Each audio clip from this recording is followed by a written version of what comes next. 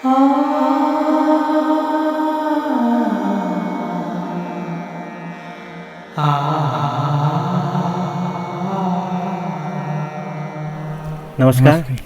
प्रकाश दादा, नमस्कार।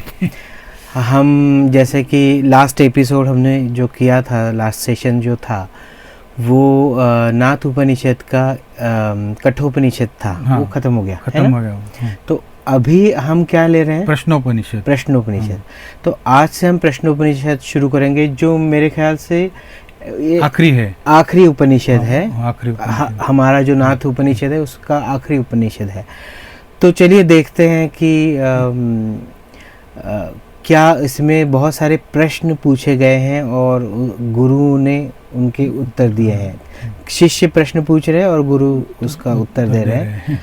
तो इसके शुरुआत के पहले मैं प्रकाश दादा की जो बहन है उनका नाम आप बताएं। संध्या बोरकर। जो संध्या जी है उनका धन्यवाद देना चाहता हूं, क्योंकि उन्होंने जो आज हिंदी इसका ट्रांसलेशन है वो बहुत अच्छा किया है। तो संध्या जी धन्यवाद। और देखते हैं क्या है उपनिषद।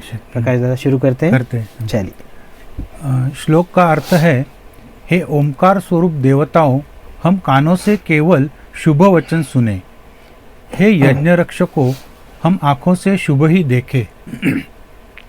स्थिर अंगों से और शरीरों से आपका स्तवन करने वाले हम ईश्वर का दिया हुआ जीवन पूर्णतया व्यतीत करेंगे। जीवन में शांति और संतुष्टि मिलने के लिए क्या करना चाहिए, ये दिया है।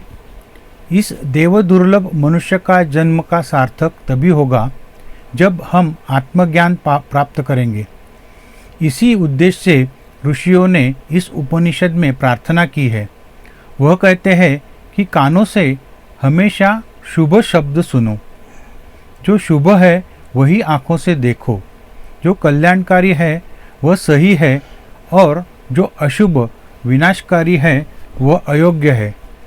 इनमें से जो भेद है वह विचार तथा विवेक से समझाना चाहिए। हमारा शरीर साधना का साधन है, इसलिए उसे स्वस्थ रखना चाहिए। मन शांत और स्थिर होना चाहिए। इसके लिए चंचल पंचेंद्रियों को काबू में रखना चाहिए। उन्हें इधर उधर भटकने से रोकना चाहिए। नाथ जी कहते हैं, इष्ट देवताओं की सिर्फ स्तुति करना, गुणवर्णन करना या सुनना पर्याप्त नहीं है। उनके गुण अपनाने के लिए प्रयत्नशील रहना यही सच्ची साधना है। उन्हीं की तरह सर्वगुण संपन्न बनने की और जीवन भर उनके बताए आदर्शों पर चलने की कोशिश करनी चाहिए। ऐसा हम कहते हैं। मन शांत और बुद्धि स्थिर रखिए। निरासक्त रहकर उचित और अनुचित का विचार हमेशा अपने मन में रखिए। सामंजस्य और समतोल रखकर व्यवहार करने से जीवन में शांति और समाधान का लाभ निश्चित होगा। इस बात का हमेशा स्मरण रखिए। आज एक सुबह मुझे नाथ जी ने वन लाइनर जो देते उसमें एक दिया कि दूसरों का बुरा सोचने से या करने से हमारा अच्छा कैसे हो सकता है ना।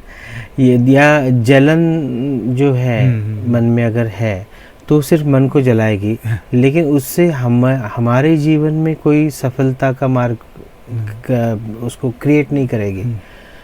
तो जो है उस चीज में संतुष्टि के साथ जीवन जीने की कोशिश करे, प्रयास करे और कुछ पाने की। लेकिन मन अशांत और अस्थिरता बुद्धि की, मतलब विचारों की, बुद्धि मतलब क्या है, विचार, जिसके विचार के माध्यम से हम आचरण कर सकते हैं, तो वो अस्थिर है, तो उसका कोई मतलब नहीं है। तो ये वन लाइनर था कि दूसरों का बुरा सोचने से या करने से हमारा अच्छा कैसे होगा, हो ही नहीं सकता। और यही होता है कि दूसरों, आप देखिए आपके पड़ोसी ने अगर कोई मर्सिडीज या BMW या ऐसी कोई कार ले ली और आपके पास नहीं है, तो आप उसको भले मुंह से कहेंगे कि अरे आपको बधाई है, बहुत सारी शुभकामनाएं, लेकिन मन में रहेगा कुछ तो ऐसा किया होगा इसलिए ऐसा इतनी एक्सपेंसिव कार ली, या मुझे नहीं ये सब कुछ मिला, इसको क्यों मिल रहा है, इसकी तो उतनी हैसियत भी नहीं है, या ये नहीं है वो नहीं, लेकिन मुंह पे हम कुछ भी झूठ बोले, बहुत तारीफ करें, कुछ भी हो, लेकिन मन में क्या है वो काउंटिंग होता है, उसका काउंटिंग होता है। तो यहाँ पे मन की बात कही गई है कि हाँ। कितना शुद्ध रखना चाहिए, कैसे होना चाहिए। तो आज का सुबह का वन लाइनर वही था। और आप कहेंगे कि देखिए जैसे हम देखते हैं कि आसपास बहुत ऐसे लोग हैं जिनकी सच में काबिलियत नहीं है ना, लेकिन फिर भी वो सफलता प्राप्त कर रहे हैं, बहुत सारा धन प्राप्त कर रहे हैं, लेकिन किसी इंसान से हम मोटिवेट हो सकते हैं, इंस्पायर हो सकते हैं। कंपैरिजन नहीं करना चाहिए, आप इंस्पिरेशन ले लो, लेकिन अच्छे चीज़ों से इंस्पिरेशन ले लो। कोई मतलब भ्रष्टाचार कर रहा है या किसी को लूट रहा है और पैसा कमा रहा है और अमीर हो रहा है, तो ये कोई इंस्पिरेशन नहीं हो सकती। भले उसके पास बहुत सारी गाड़ियां हैं, पैसा है, बंगला है, बहुत सारी प्रॉपर्टीज़ है और वो मज़े से जी रहा है, तो हम लोग ये सोचेंगे कि हम अच्छा विचार करें, अच्छा आचरण करें, लेकिन हमारे पास वो सब कुछ नहीं है जो उसके पास है, भले उसकी काबिलियत नहीं है। तो अंतिमतः हमको क्या चाहिए? एक तो हम यहाँ पे उत्थान के लिए आए हैं। आज अभी आते वक्त भी गाना आया अरे जागो आंखें खोलो, जागने का वक्त आ गया है, ये गाना। तो बहुत मतलब अभी 2 स्टैंजा का गाना आया है वो, लेकिन वो जागने का वक्त कब है? अभी इसी वक्त ही जागने का वक्त है। तो हम दूसरों के से कंपैरिजन करते रहें, कंपटीशन करते रहें, जलन दूसरों के कारण हो, तो ये सब हमारा हमको अफेक्ट करने वाला है। हमारा मन जो है वो टॉक्सिक करने वाला है और उत्थान के बदले हम नीचे चले जाते हैं। तो हमें किसी से कंपेयर नहीं करना है, किसी से compete नहीं करना है, किसी से जलन नहीं होनी चाहिए। हमारे पास अभी जो है उसके लिए हमें दिल से धन्यवाद देना चाहिए भगवान को, नाथ जी को, कि आपने इतना सब कुछ दिया है, इसके लिए पहले थैंक्स। और फिर ज़्यादा जो चाहिए इसके लिए आप आसपास जो अच्छे लोग हैं उनसे मोटिवेट हुई है। कीर्ति, धन, हेल्थ, ये सभी चीज़ें जिसके पास अच्छी हैं, बहुत अच्छी मात्रा में, ऐसे लोगों से इंस्पायर हो जाइए, ना कि कोई क्रिकेट है, कोई भ्रष्टाचार करके कर रहा है, ऐसे लोगों से मत कीजिए।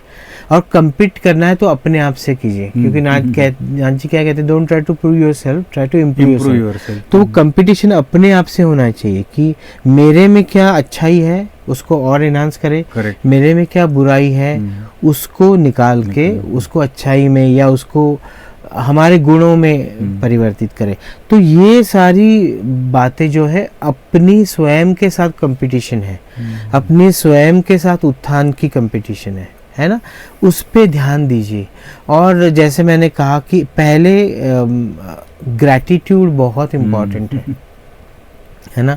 ग्रैटिट्यूड से मन में सचमुच अगर ग्रैटिट्यूड है तो वो रास्ता बना देता है अपने आप आगे बढ़ने का, यश प्राप्त करने का।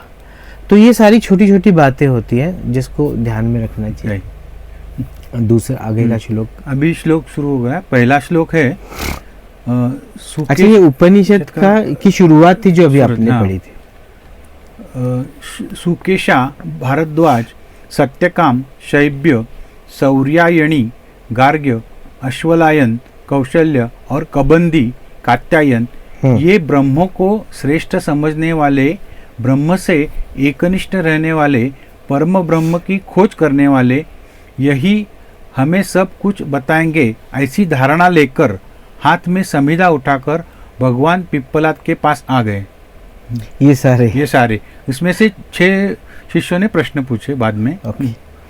नाथ जी कहते हैं, 6 जिज्ञासु शिष्य जो ब्रह्म को परम सत्य मानते थे, निष्ठापूर्वक उसकी उपासना करते थे और ब्रह्म की सृष्टि कर्ता और जगन्यता है यह जिनको ज्ञात है, वह अपनी ब्रह्म जिज्ञासा पूरी करने के लिए भगवान पिप्पलाद के पास आए।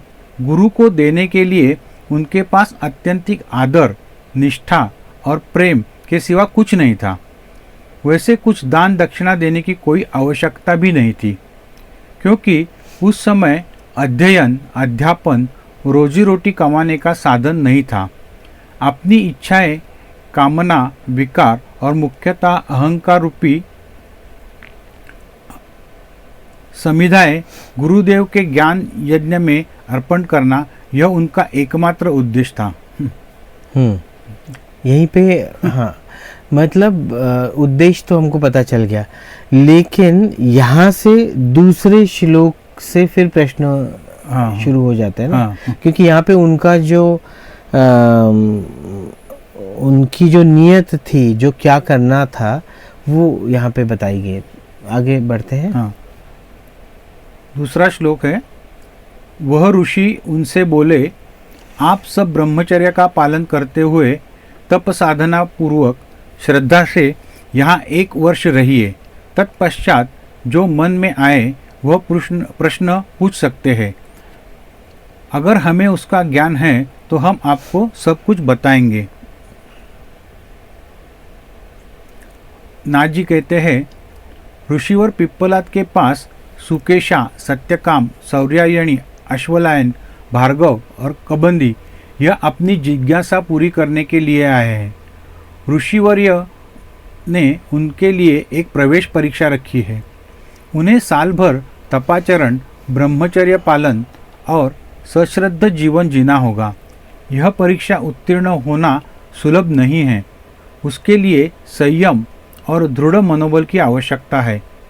1 साल पूरा होने के बाद उन्हें गुरुदेव से कोई भी शंका या प्रश्न पूछने की अनुमति मिलेगी। गुरुदेव ने अपनी तरफ से एक बात साफ साफ कह दी, मैं सर्वज्ञ नहीं हूँ। जो और जैसे जानता हूँ वह और वैसे ही उत्तर दूंगा। ऋषि पिप्पलाद तप की व्याख्या करते हुए कहते हैं कि वासना, विकार और अहंकार का हवन करो। इन सब से हमेशा के लिए दूर रहो। ज्ञान ग्रहण करने के लिए शुद्ध अंतःकरण, शांत मन और स्थिर बुद्धि की आवश्यकता है। इनकी प्राप्ति यही तप है।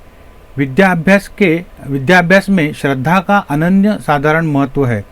अध्ययन का विषय और गुरु दोनों के लिए मन में पूर्ण श्रद्धा होनी चाहिए। ज्ञान ग्रहण करना और उसे आत्मसात करना केवल श्रद्धा के बल पर ही हो सकता है। ब्रह्मचर्य पालन में सिर्फ स्त्री संग वर्जित करना पर्याप्त नहीं है, वह ब्रह्मचर्य का एक भाग है। ब्रह्मा जैसा शुद्ध और विहित आचरण यानी ब्रह्माचरण, ब्रह्मचर्य पालन। गुरु पिप्पलाद यही चाहते हैं। उन्होंने शिष्यों को आश्वासन दिया है कि वे जो कुछ जानते हैं वह सर्व उन्हें बताएंगे। शिष्यों को भटकाना, असंबद्ध उत्तर देकर उन्हें चुप कराना, ऐसा दंभाचरण गुरु पिप्पलाद को मंजूर नहीं है। अभी देखिए तप की व्याख्या यहाँ पे की है। वासना, अहंकार और शुरुआत में एक तीसरी बात तप के बारे में उन्होंने बोली है, वासना, विकार और अहंकार। गुरु भी ऐसे हैं कि गुरु कह रहे हैं मुझे जिस बात की खबर होगी वो मैं आपको बताऊंगा, जो नहीं होगा उसका अध्ययन करके वो बताएंगे और नहीं पता है वो नहीं पता है। मैं गुरु हूँ तो मुझे सब कुछ पता है, ऐसे नहीं हो सकता है। क्योंकि गुरु भी देह में जो है भौतिक गुरु, उसकी भी कोई मर्यादा हो सकती है। उसके थ्रू परात्पर गुरु अगर कुछ ज्ञान दे रहे हैं या कुछ भी दे रहे हैं, वो तो माध्यम बन रहे हैं ना भौतिक गुरु। तो अपनी सीमा का पता होना चाहिए। तो वो उनको था, जिसको ज्ञान है उसको पता है। नहीं तो फिर अहंकार हो जाता है, मैं गुरु हूँ तो मुझे सब कुछ पता है, तुम क्या सिखाओगे, ऐसा नहीं है। तो तप की व्याख्या में 3 बातें जो बताई थी, नाथ जी कहते हैं शुरुआत की लाइनों में ही बताया है उन्होंने। नाथ जी कहते हैं तपाचरण, ब्रह्मचर्य पालन और सश्रद्ध जीवन। हाँ, ये 3 पार्ट है इसमें। यह परीक्षा तप के बारे में जो बताया है।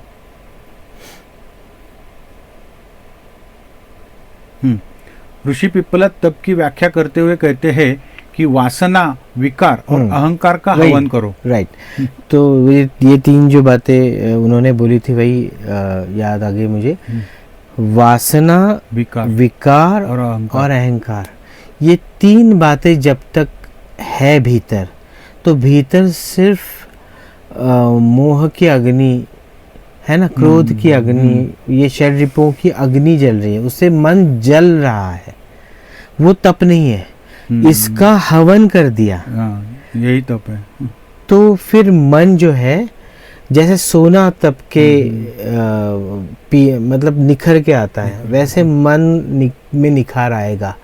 इसके लिए तीन ही चीज़ है। वासना, वासना का मतलब क्या है? सिर्फ शारीरिक देह से वासना है ऐसा नहीं है। वासना मतलब अति तीव्र इच्छा, हर चीज में इतनी हमारी जान अटक जाती है कि मरने के बाद भी उससे हमको छुटकारा नहीं मिलता है ना। छोड़ दो, लेट इट गो। क्योंकि जो कभी ना, परसों जो आया था ना, कुछ न जीवन के अंतिम क्षण में हमसे सब कुछ छूट ही जाना है, यहाँ की सब चीजें। तो जीवन खत्म होने के बाद भी हमारे साथ क्या रहेगा वो ढूंढो और उससे जुड़ जाओ, है ना। परम शक्ति, परम तत्व, आत्मज्ञान जो है मेरा नहीं, सिर्फ मेरे लिए है, इसको पहचानो। यस, यहाँ की बात है। भौतिक जगत में हम जो आए हैं, ये भौतिक जगत एक 5 स्टार होटल है। किसी के लिए 5 स्टार 7 स्टार है, किसी के लिए 5 स्टार है, किसी के लिए 3 स्टार है, किसी के लिए 2 स्टार 1 स्टार है, किसी के लिए बड़ा ऑर्डिनरी, किसी के लिए झोपड़ी जैसा है। जैसे जिसका जो कर्म रहेगा उसके हिसाब से उसको वो होटल मिलेगा, है तो और उसका ट्रीटमेंट मिलेगा, या किसी को होटल भी नहीं हॉस्टल मिलेगा। लेकिन ये सारी चीज़ें जो मैं बता रहा हूँ वो रेंटल बेसिस पे है ना। सभी चीज़ें, आप हॉस्टल में भी रहोगे तो जब तक रेंट देते रहोगे तब तक ही आपको रहने के लिए परमिशन दी जाएगी, या होटल में रहोगे। वैसे ये एक होटल जैसा है। यहाँ पे हम अपने स्पेसिफिक कार्य के लिए आए, उत्थान के लिए, जागृति के लिए, आत्मज्ञान के लिए आए हैं। लेकिन वासना में अटके, विकारों से जुड़ गए, और अहंकार आपके भीतर जो भौतिक लिमिटेड शरीर में आ गए हैं, इसलिए लिमिटेड अहंकार उत्पन्न हो गया कि मैं कुछ हूँ, मेरे बिना मेरे कुछ हो ही नहीं सकता, ऐसा कुछ नहीं है। तो ये तीन बातें जो है, ये अगर जलाकर भस्म कर दे, इनसे इन सब से हमेशा के लिए दूर रहे, ऐसा कहा है। हाँ, तो वासना रहित होना, विकार के अपोजिट जो है निर्विकार होना, और निरहंकारी होना, है ना। अहंकार का मतलब क्या है? एक तो ये अहंकार है कि मुझे कोई दुख दे रहा है या मुझे सुख मिल रहा है। ये दोनों बातें जो है वो अहंकार से ही होती है ना। आपको दुख कोई दे रहा है, कोई किसी ने बात कह दी, तो बात से मेरा अपमान हो गया, तो ये तो सब बहुत ही ऊपर बात है ना। तो अहंकार कहाँ पे दिखाना चाहिए? निरहंकार होने का मतलब क्या है? जरूरत की जगह विवेक के साथ, जो विवेक को साथ लेके जीवन जी रहा है, वही समझेगा कि कहाँ पे सही वासना, मतलब जितनी ज़रूरत है उतनी इच्छा, जितनी ज़रूरत है उतना विकार, और जितनी ज़रूरत है उतना अहंकार। इनका एक बैलेंस मतलब एक प्रोपोर्शन होना चाहिए। वो होता है तो आप निरंकारी हो गए, निर्विकार हो गए, और वासना रहित हो गए। ये हो गया। और जैसे जैसे आगे बढ़ेंगे, आत्मज्ञान जागृत होता जाएगा, तो ये बातें रहेगी भी नहीं, है ना। जीवन एक रंगमंच की तरह है, और यहाँ पे सभी जैसे नाटक चल रहा है, और अच्छे बुरे, सही गलत, मान अपमान, सुख दुख, ये सारी इमोशंस जो है नाटक के प्रमुख इमोशंस है। इसके बिना नाटक हो ही नहीं सकता। ड्रामा में ये सब कुछ चाहिए ना, मसाला चाहिए, इमोशंस का तड़का नहीं लगाया तो नहीं होगा। लेकिन हम अगर उसमें उलझे रहे और उसके साथ बहते गए, तो हमारी तो नैया डूबने वाली है। तो शुरुआती इसमें ये है कि बैलेंस्ड माइंडसेट के साथ, इसलिए मन शांत और बुद्धि स्थिर, ये बैलेंस्ड माइंडसेट हो गया। बैलेंस माइंडसेट क्या है? आपकी बुद्धि अगर स्थिर है तो वो सही ढंग से सोच सकती है और सही निर्णय ले सकती है और सही आचरण कर सकती है। और वो बुद्धि सही ढंग से सोचे, इसलिए आपका मन शांत होना चाहिए। मन अशांत है तो बुद्धि सही ढंग से सोच नहीं पाएगी, तो सही ढंग से आचरण नहीं कर पाएगी, तो सब गलत ही गलत होगा। तो पहले मन शांत होना चाहिए और बुद्धि स्थिर होनी चाहिए। ये विवेक, बैलेंस्ड माइंडसेट होने का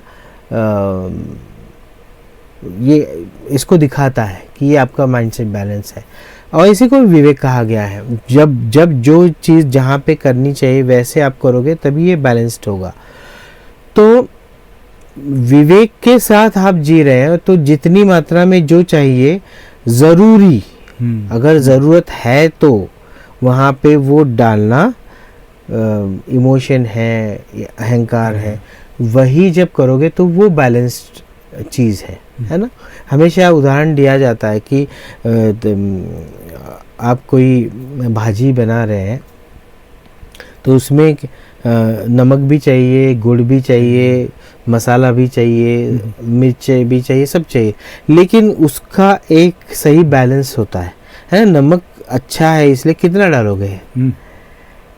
तो जितना चाहिए उससे ज़्यादा हमने डाला तो वो क्या होगा? खारा हो जाएगा, है ना, वो उसका स्वाद ही बिगड़ जाएगा। या कोई भी चीज़ इसमें से तड़का या मसाला या गुड़ हो, जो भी चीज़ें, जो स्वाद का बैलेंस है वो नहीं बिगड़ना चाहिए, है ना। तो ये इम्पोर्टेंट चीज़ हम लोग जीवन में उसको इस्तेमाल करते हैं, तो फिर हम हमारे उत्थान के लिए इस्तेमाल करना बड़ा ज़रूरी है।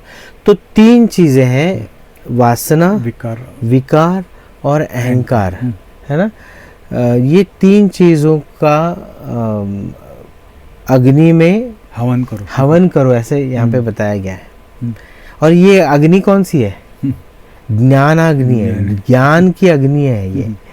तो ज्ञान की अग्नि पहले प्रज्वलित करनी पड़ेगी, उसमें ये सारा समिधा के रूप में इसको डालना पड़ेगा, और क्रिस्टल क्लियर, क्लीन हो जाएगा, शुद्ध हो जाएगा मन, और बुद्धि हो जाएगी शुद्ध, तो विवेक के साथ जिएंगे। और जीवन में उतार चढ़ाव तो होने ही है, किसी के लिए ऐसा नहीं होता है कि उसके लिए नहीं है। आप कोई भी जीव देख ले, ऐसा नहीं कि सिर्फ इंसान के जीवन में होता है, पशु पक्षी प्राणी सभी जीवों में उतार चढ़ाव होते ही है। सभी जीवों में जन्म और मृत्यु होती ही है, तो सब कुछ सेम ही होता है। उसमें आप विवेक के साथ जब चलना शुरू करते हैं तो आप इनसे ऊपर उठना शुरू करते हैं, और उसी को ही उत्थान कहा गया है।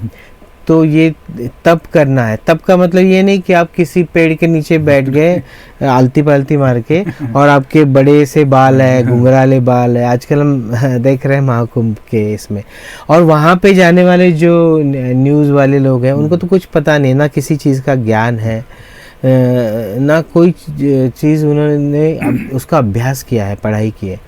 तो उनके लिए कोई चमत्कार होता है क्या? या जो जितना बड़ा कुमकुम लगाएगा, बालों का कुछ करेगा, अजीब अजीब कपड़े पहनेगा, किसी ने नाखून बढ़ाए हैं, किसी ने बाल बढ़ाए हैं, किसी ने मेकअप बहुत ज़्यादा किया है, मतलब किसी के कपड़े अजीबोगरीब है। तो ये लास्ट टाइम हमने देखा था कि ये कोई मायने नहीं रखता है। भीतर क्या है, बाहर का कोई चीज़ मायने नहीं रखती है। भीतर ज्ञान की अग्नि प्रज्वलित होनी चाहिए, और इसमें ये 3 चीज़ों का हवन होना चाहिए। आगे का श्लोक देखते हैं। और एक आखिरी पंक्ति भी बहुत अच्छी है, बताइए। उन्होंने बोला है कि शिष्यों को भटकाना, असंबद्ध उत्तर देकर उन्हें चुप कराना, ऐसा दंभाचरण गुरु पिप्पलाद को मंजूर नहीं है। ये तो बड़ी भयंकर बात की है। ऐसे ऐसे गुरु अभी भी है जिनको पूछा जाए कि पूरब से सूरज क्यों उगता है, तो उसका उत्तर देंगे क्योंकि पश्चिम में उसका सनसेट होता है, सूर्यास्त होता है पश्चिम में, इसलिए पूरब से उगता है। मतलब बात क्या पूछ रहे हैं और जवाब क्या दे रहे हैं। और जितना वियर्ड जवाब मिलेगा उतने बड़े गुरु हैं। कोई गुरु है ऐसे बड़ी बड़ी आंखें करके बड़े गुस्से से आपको देखेंगे, कोई थूकेंगे, कोई गाली बकेंगे, कोई लात मारेंगे, कोई आपको चेहरे पर स्लैप करेंगे, है ना। ऐसे ऐसे गुरु को हमने अपने पीठ पे बिठा के उनका सम्मान किया। ये ज्ञान की बातें नहीं है। कोई कोई तो कहते हैं ऐसे कोई थे गुरु कि वो आपकी तरफ देख के बड़े गुस्से से आपको गाली पे गाली दिए जा रहे हैं, माँ की गाली, बहन की गाली, ना जाने कैसे कैसी गाली। और शिष्य बड़े आनंद से कह रहे हैं कि ये जब गाली देते हैं तो हमारे सारे कर्म नष्ट होते हैं। ये क्यों ऐसी अफवाहें फैलाई पता है? क्योंकि जो उनके कोर शिष्य थे उनको पता था कि ये तो पगला गया है इंसान, लेकिन इसकी दुकान बंद हो गई तो हमारी दुकान बंद हो जाएगी। तो उल्टा जो भी गलत है उसको सही कैसे बताएं? तो फिर ये आप पे पेशाब करेंगे या आप पे थूकेंगे या आपको लात मारेंगे, है ना, झापड़ मारेंगे या गाली देंगे। तो ये आपकी भलाई के लिए आपके सारे जो कर्म है, गलत कर्म है, पाप कर्म है, वो धुल जाएंगे। अफवाह फैलाने में क्या है ना। और एक बार अफवाह फैल गई तो लोगों को तो कर्म क्या है, उसका अकाउंटिंग कहाँ पे है, उसको काउंट कैसे किया जाता है, कर्म का फल कैसे होता है, कुछ पता नहीं है ना, क्योंकि सारी सूक्ष्म चीज है। तो कोई शिष्य ऐसे बोलेगा कि अरे मेरे तो कर्म उन्होंने खत्म कर दिया, मैं कर्म फ्री हो गया, अभी मेरा कोई कर्म फल बाकी नहीं रहा क्योंकि इन्होंने मुझे जी भर के गाली दी। अभी एक कोई ऐसे गुरु है वो मतलब पहले तो बिना कपड़ों के ही भाग रहे थे, फिर उनके साथ बाकी सब चल दिए और उन्होंने शूटिंग करना शुरू कर दिया। उनको फिर लंगोटी पहनाई, कहीं जाते ऐसे पेड़ की तरफ देखते रहते हैं, फिर पेड़ पे बैठते हैं, फिर कुछ भी करते रहते हैं, कहीं पे भी जाएंगे ऐसे खड़े रहेंगे। फिर उनको कुछ ऊपर पहना दिया तो वो निकाल के फेंकेंगे। हमको ऐसी वियर्ड चीज करने वाले लोग क्यों गुरु लगते हैं? गुरु बताया जाता है कि सही हो, सीधा हो, नॉर्मल हो और वो कुछ गाइड कर सके। तो अगर ऐसे नाथ जी होते तो हम भी ऐसे वियर्ड गुरु के पास कैसे जाते? बहुत सिंपल चीज़ ये है कि ज्ञान से भरे होने चाहिए, जैसे नाथ जी है, सही रास्ता दिखाएं जैसे नाथ जी कर रहे हैं, ज्ञान सही दे रहे हैं। अभी मैं बता रहा हूँ, ये चीज़ें मैंने कहीं पढ़ी नहीं, मैं बता रहा हूँ, ये जो ज्ञान आ रहा है वो नाथ जी दे रहे हैं, बता रहा हूँ। तो ये जो करते हैं वो गुरु है ना। तो ऐसे किसी झांसे में ना आए, कोई कुछ भी कहे आप, क्योंकि गुरु भी खुद डूबेगा और तुमको भी ले डूबेगा। हम भी डूबेंगे सनम, तुमको भी साथ ले डूबेंगे, जो कहते हैं ना मुहावरा, वैसे ही है। तो चूज वाइजली। अभी प्रश्न पहला शुरू हो गया और उसका श्लोक है 3। उसके बाद कात्यायन कुलोत्पन्न कबंदी ने पास आकर पूछा, भगवन यह प्रजा कहाँ से उत्पन्न होती है? नाथ जी कहते हैं, यह प्रश्न कात्यायन कुलोत्पन्न कबंदी ने उपस्थित किया है। हर जिज्ञासु के मन में यह महत्वपूर्ण और मूलभूत प्रश्न है। प्रजा का अर्थ है इस पृथ्वी पर भौतिक सृष्टि में उत्पन्न होने वाले नानाविध जीव। उनकी उत्पत्ति कैसे और कहाँ से हुई, उन्हें किसने उत्पन्न किया, और सबसे महत्वपूर्ण सवाल, वे कैसे उत्पन्न हुए। कबंध को पूरा विश्वास है कि उसके ब्रह्मविद गुरु इस प्रश्न का उत्तर अवश्य देंगे। गुरु ने पहले ही स्पष्ट किया है कि वह जो और जितना जानते हैं वही और उतना ही बताएंगे। इसलिए गुरु शिष्य के रिश्ते में कोई औपचारिकता नहीं है।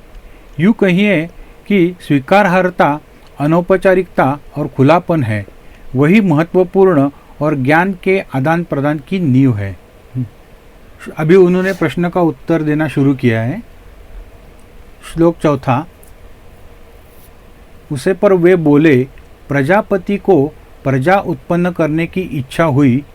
उसने तप किया, तप करके उसने रई और प्राण इस युगुल का निर्माण किया और यह दोनों मेरी तरह तरह की प्रजा का निर्माण करेंगे ऐसा कहा।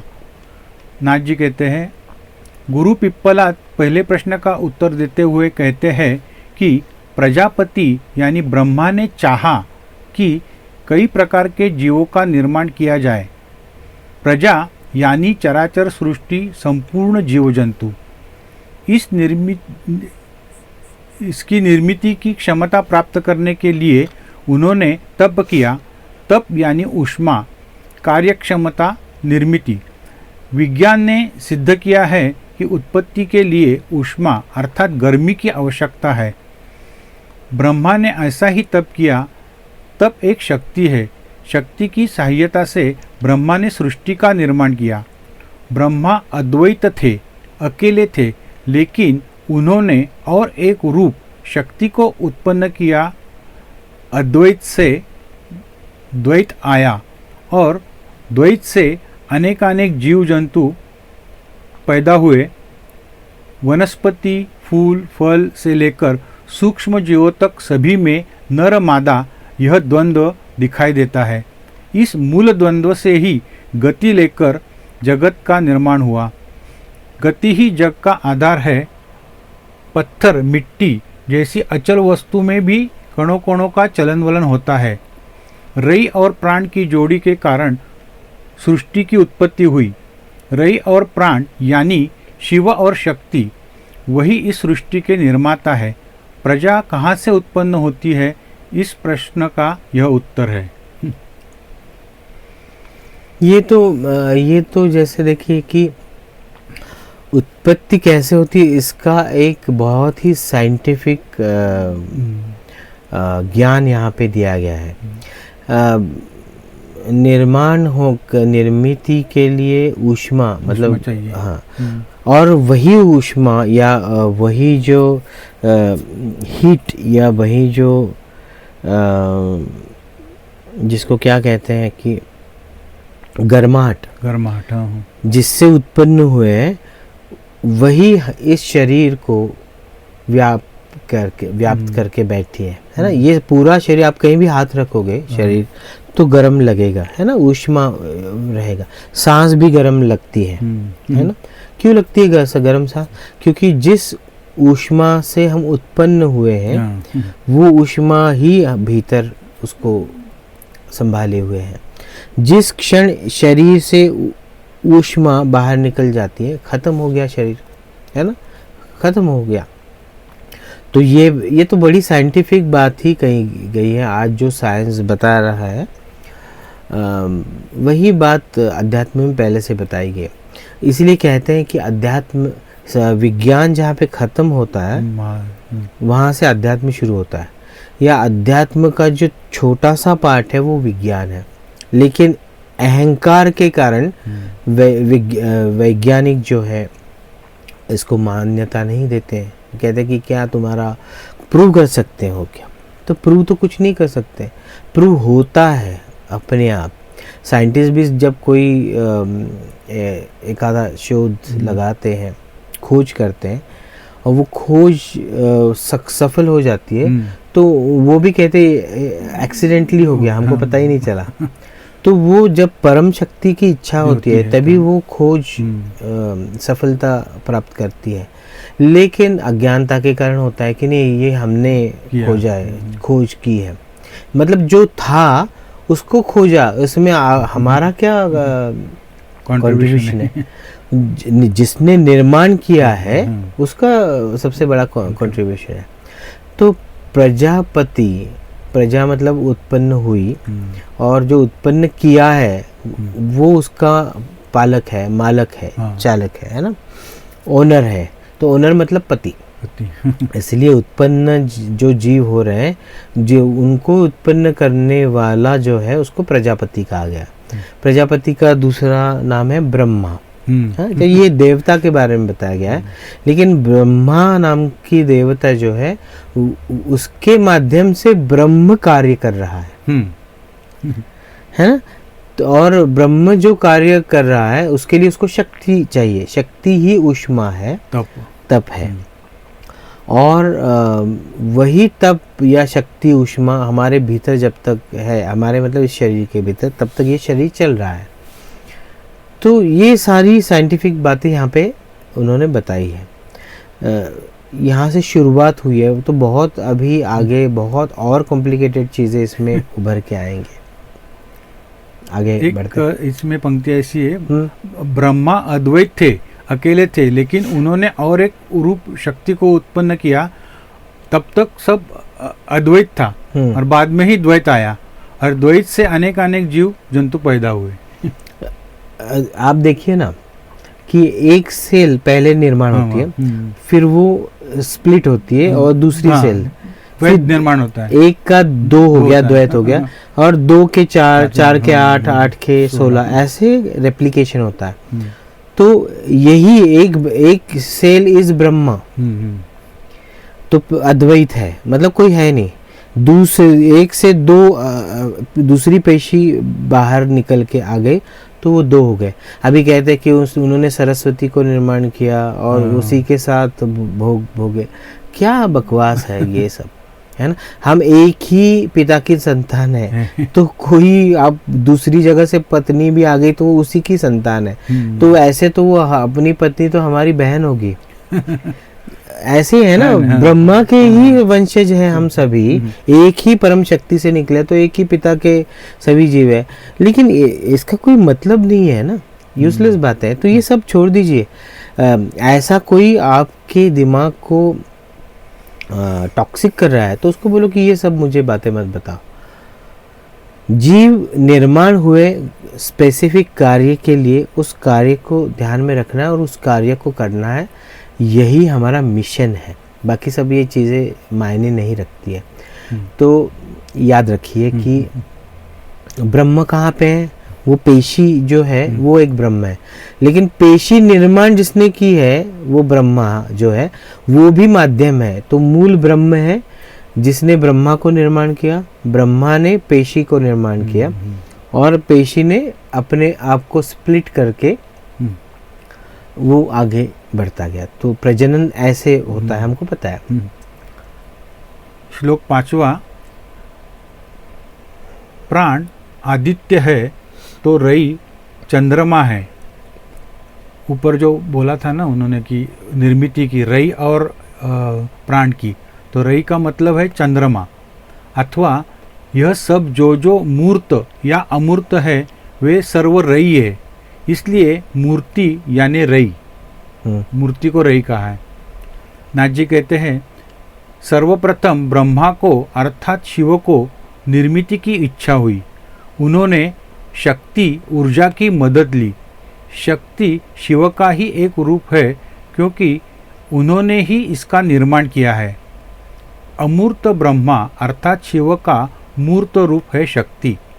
चराचर सृष्टि का रूप धारण करके वह शिव को ही व्यक्त करती है। उस विशिष्ट रूप का अंत होने के बाद वह फिर से शिव में लीन हो जाती है। ब्रह्मा की द्वैत अद्वैत की यह लीला अविरत शुरू रहती है। आदित्य अर्थात सूर्य से मिलने वाली ऊर्जा सारी सृष्टि को प्राण शक्ति प्रदान करती है। उसका मूर्त रूप हर एक स्थूल सूक्ष्म मूर्ति वस्तु में दिखाई देता है। वह रई है। हमारी प्राण शक्ति अर्थात चैतन्य है सूर्य। रई और सूर्य मिलकर सृष्टि को बनाते हैं, नानाविध प्रजा और जीवन को उत्पन्न करते हैं। शिव और शक्ति को अलग नहीं कर सकते। शिव में ही शक्ति है और शक्ति शिव का रूप है, प्रकट रूप है। प्रकट रूप है, हाँ, है ना।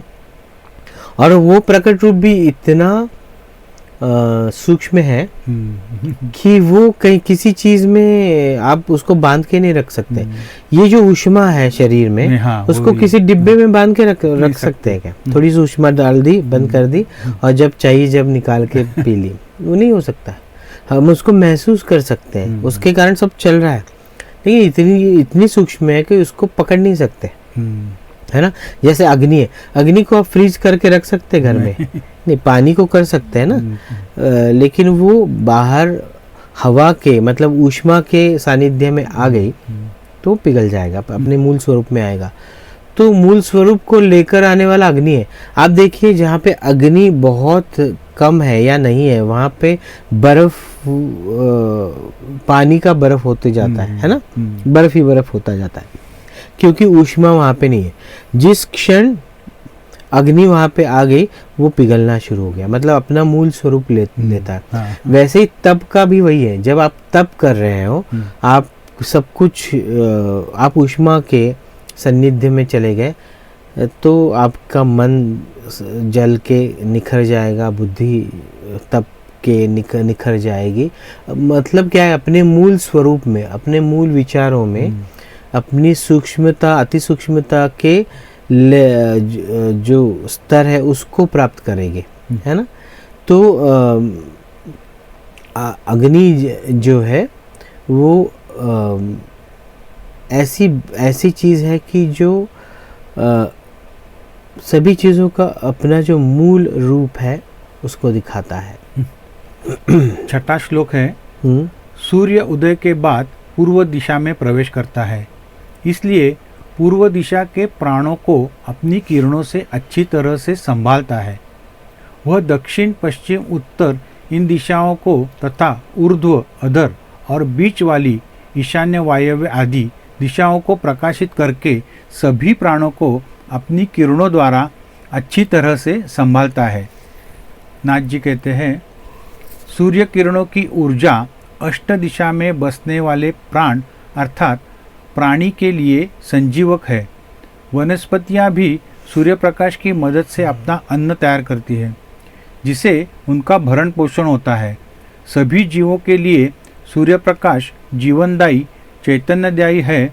यह शास्त्र सिद्ध तत्व इस श्लोक में बताया गया है। सजीव सृष्टि का जीव अर्थात प्राण सूर्य प्रकाश पर निर्भर होता है। सूर्य ही सृष्टि को संभालता है। महर्षि पिप्पलाद ने यही मूल तत्व बताया है। एक कौन सा पक्षी होता है, हाँ, जो वो अपना घर बनाता है, सुबह ऐसा कोई नाम है उसका, मैं नाम भूल गया।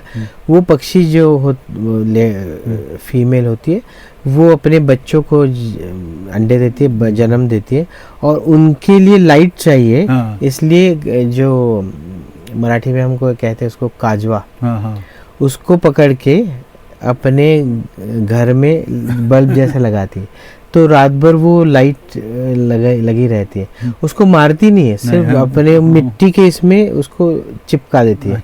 वो भी वहीं पे रहता है, इनको गर्माहट भी मिलती है और लाइट भी मिलती है। वैसे ही परम शक्ति ने वो जो काजवा है उसको लगा दिया है, वही सूर्य है, वही सूर्य हाँ सूर्य है, इसीलिए सृष्टि है, जीवन है, जीवन है। तो सूर्य क्या है, ऊष्मा ही है, ऊष्मा का गोला है ना। इसीलिए सुबह उठने के बाद पहले हम उसको नमस्कार करके ग्रैटिट्यूड दिखाते, धन्यवाद देते हैं कि आपकी शक्ति हमारे भीतर आ जाए, वो ताकत हमारे भीतर आ जाए, वो जो ग्लो है वो हमारे भीतर आ जाए। तो सूरज या उसका तप या उसकी गर्माहट बड़ी महत्वपूर्ण है। आगे का लेते हैं। श्लोक 7वां। हाँ। वह वैश्वानर प्राण विश्वरूप अग्नि उदीयमान होता है। ऋचा में यही तत्व सुचारू रूप से कहा गया है। नाथ जी कहते हैं, अग्नि विश्व का प्राण है। अग्नि ही ऊर्जा है, चैतन्य है, सूर्य प्रकाश। यह अग्नि चैतन्य चराचर विश्व में पहुंचाता है। यही विश्वरूप अग्नि वैश्वानर प्राण कहलाता है। वही सूर्य और सूर्य ही वैश्वानर अग्नि है। इस विश्व के हर एक वस्तु में ब्रह्मा का अंश है, लेकिन आत्मा केवल 4 हिस्सों में विभाजित है। यह 4 हिस्से पर हर सजीव के आत्मा की 4 अवस्थाएं बताते हैं। प्रथम हिस्सा वैश्वानर स्थूल जगत से संबंधित है और वहाँ कार्य करता है, उपभोग लेता है। श्लोक 8वां। विश्व ही जिसका स्वरूप है, जो किरण युक्त है, जिससे ज्ञान की उत्पत्ति होती है, अथवा जो जन्मजाति ज्ञानी है, जो सबका सर्वश्रेष्ठ निवास स्थान है और जो तप्त ज्वाला है, उसे जान लीजिए, जिसकी हजारों किरणें हैं, जिसका अस्तित्व सैकड़ों तरह से प्रकट होता है, जो प्रजा का प्राण है, ऐसा ही उदीयमान है। नाथ जी कहते हैं, सूर्य ही ज्ञान का मूल स्रोत है, सकल सृष्टि का जीवन दाता है, वह सर्वत्र है, सर्वव्याप्त ब्रह्मस्वरूप है, अतः सर्वज्ञानी है। वह सृष्टि का तारक और मारक भी है। सृष्टि का अस्तित्व सूर्य पर ही निर्भर है। इस विश्व का निर्माता सूर्य है। ऋषिवर पिप्पलाद कह रहे हैं कि सूर्य की शक्ति को पहचानो, समझो। बिल्कुल। तो यहाँ पे सूर्य के बारे में, अर्थात उस प्राण के बारे में, सूर्य को प्राणी कहते हैं, तो उस प्राण शक्ति के बारे में बताया गया। जैसे ये शरीर है, इसके भीतर ऊर्जा है, ऊष्मा है, वैसे ही आप देखिए कि ये जो सूर्यमाला है वो एक शरीर है और उसके भीतर ये 9 ग्रह हैं, तो उसमें उसका सूर्य जो है वो प्राण है। और फिर बाकी के ग्रह जो है वो जैसे 10 ग्रंथि होती है, वैसे ग्रंथियों का काम करता है। मंगल एक अलग ग्रंथि है, बुध शुक्र शनि राहु केतु, ये सारे जो है चंद्रमा, ये सारे ही 10 ग्रंथि है और उस सूर्यमाला के शरीर के भीतर काम कर रहे हैं। और सूर्य जैसे उसकी कुंडलिनी है ना, वो जागृत हो गई, तो इस शरीर के भीतर वो जागृत हो गई, तो वो ज्ञान प्रकाशित करती है। वैसे सूरज की किरणें जहाँ पे गिरती है, वहाँ उस एरिया में जो भी है उस चीज़ का ज्ञान जो है वो प्रकाशित होता है ना। जैसे गुफा में चले गए और अंधेरा है, लेकिन वहाँ पे तो समझ में नहीं आएगा अंदर क्या है, बड़ा भय लगेगा। लेकिन जब अगर वहाँ पे लाइट, सूरज की किरणें आ गई या लाइट हमने डाल दिया और तो सब कुछ साफ दिखाई देगा कि यहाँ पे कुछ नहीं है, सिंपल सी सादी सी एक गुफा है, तो फिर डर नहीं रहेगा, क्योंकि ज्ञान हो गया। ज्ञान नहीं हो रहा है इसलिए डर है, भय है। जो डर से जी रहा है वो अज्ञानी है। क्यों कह रहे हैं? क्योंकि उसमें ज्ञान ही नहीं है कि सृष्टि क्या है, जीवन क्या है, मृत्यु क्या है, कर्म क्या है, कर्म फल क्या है, हमको क्या करना है, विवेक के साथ जीना मतलब क्या करना है, उत्थान क्या है, आत्मज्ञान का क्या है, हम कहाँ से आए, हमको कहाँ जाना है, हमारा लक्ष्य क्या है। इस सभी चीज़ें, जो इन सभी चीज़ों के बारे में उसको कुछ पता नहीं है, इसीलिए उसको ये पता है कि सुख चाहिए, दुख नहीं चाहिए, हमारी सारी इच्छाएं वासनाएं पूर्ण करने के पीछे इसीलिए भाग रहा है। और फिर मृत्यु नहीं चाहिए, अमरत्व चाहिए, है ना। तो डर सब चीज़ों का है। जो कमाया है, जो मेरे पास है, वो हाथ से चला जाएगा, ये डर है। मैं मर जाऊंगा, इसका डर है। मेरे जो साथी हैं, जो रिलेटिव्स हैं, मेरे बड़े नज़दीक वाले, जो स्नेह वाले लोग जो हैं, उनकी मृत्यु हो जाएगी तो क्या होगा। ऐसी बहुत सारी भय से भरी बातें हैं। अभी मृत्यु क्या है पता नहीं है, कि मृत्यु के बाद इंसान का क्या होता है ये पता नहीं, इसलिए डर है। अगर कल को मृत्यु के बाद वो इंसान, उसने क्या जन्म लिया है, कहाँ गया है, उसका कैसे चल रहा है, वो अगर बातें समझ में आ गई तो आपको डर नहीं लगेगा, है ना। अभी देखिए, घर से आपका बेटा या बेटी या पत्नी या पति आपको बिना बताए चले गए, वो कहाँ जा रहे हैं आपको पता ही नहीं, तो आपको डर लगेगा, अरे कहाँ गए होंगे, और बहुत देर हो गई आए नहीं, कुछ एक्सीडेंट नहीं हुआ है ना, किसी ने कुछ किया नहीं है ना, वगैरह वगैरह। लेकिन उसने फ़ोन करके बताया कि मैं इस जगह पे आ गया हूँ और 2 घंटे रुकूंगा, ये खाया पिया सब कुछ है, तो फिर आप बोलोगे हाँ चलो ठीक है, सब ठीक है ना, ठीक है।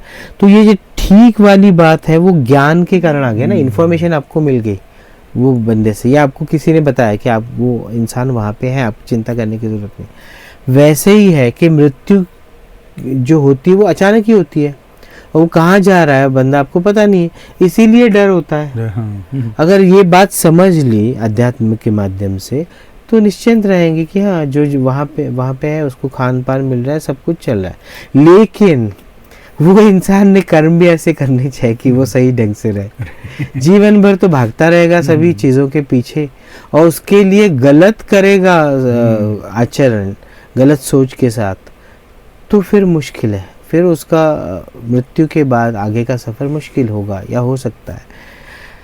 तो ये सभी बातें हमको सिर्फ जो परम ज्ञान है उससे ही मिल सकते हैं, और उस परम ज्ञान को ही अध्यात्म कहा गया है।